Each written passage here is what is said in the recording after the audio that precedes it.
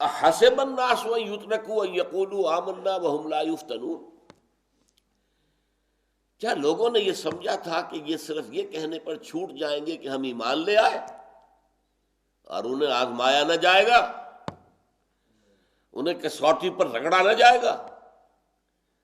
اب اس کا پس منظر آپ میں بیان کر چکا ہوں کہ سن 5 ہجری میں، جو کہ اس سورہ مبارکہ کا زمانہ نزول ہے، اور اسی سورت کے آخری حصے میں ہجرت کی طرف اشارہ ہے، جس کے نتیجے میں کہ ہجرت حبشہ واقع ہوئی ہے، اس وقت جو ہے جو فزیکل پرسیکیوشن تھی، شدید ترین تشدد جو کیا جا رہا تھا، وہ اپنے کلائمیکس کو پہنچ چکا، اور اس کا اصل نشانہ بن رہے تھے 2 طبقات، غلام کنیزیں، ان کا کوئی حق ہے ہی نہیں، وہاں تو وہ مالک جو ہے انہیں حلال کر دے، ذبح کر دے، جو چاہے کرے، اسے اختیار حاصل ہے، کوئی ہیومن رائٹس اس کے نہیں تھے، کوئی پوچھنے والا نہیں تھا کہ تم نے اپنے غلام کو قتل کیوں کر دیا؟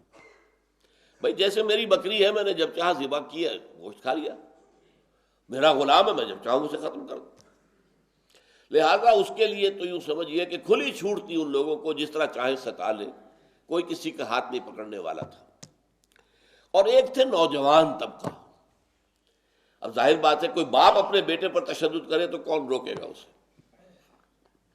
اور وہاں باپ بھی صرف باپ ہی باپ نہیں ہوتا تھا، چچا بھی باپ ہوتا تھا۔ قبائلی زندگی میں چچا، تایا، یہ سب باپ کے درجے میں ہے۔ لہذا چچا اگر کچھ کہہ رہا ہے تو بھی کوئی نہیں کہے گا کہ یہ آپ کس کو کہہ رہے ہیں، میرا بھتیجا ہے، تم کون ہوتے ہو بیچ میں آنے والے؟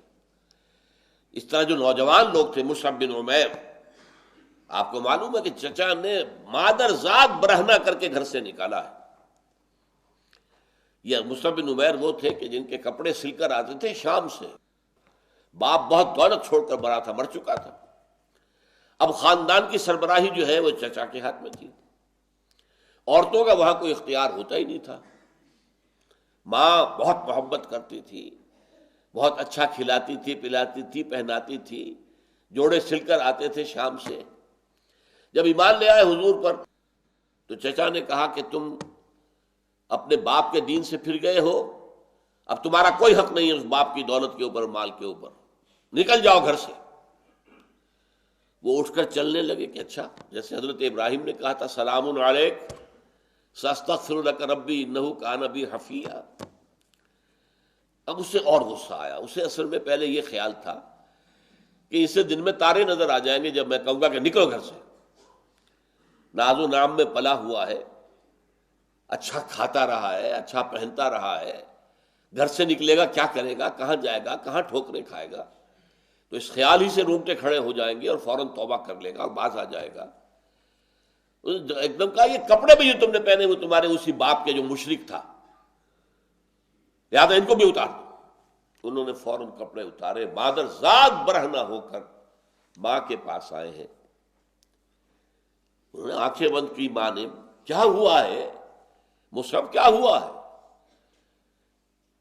کہ امی میں موحد ہو گیا ہوں، میں نے توحید کو اختیار کر لیا ہے، اب یہ چیزیں جو ہیں یہ چونکہ مشرک باپ کی جائیداد میں سے ہیں، تو چچا نے کہا ہے کہ چھوڑو، میں چھوڑ کر جا رہا ہوں، گھر سے نکل رہا ہوں۔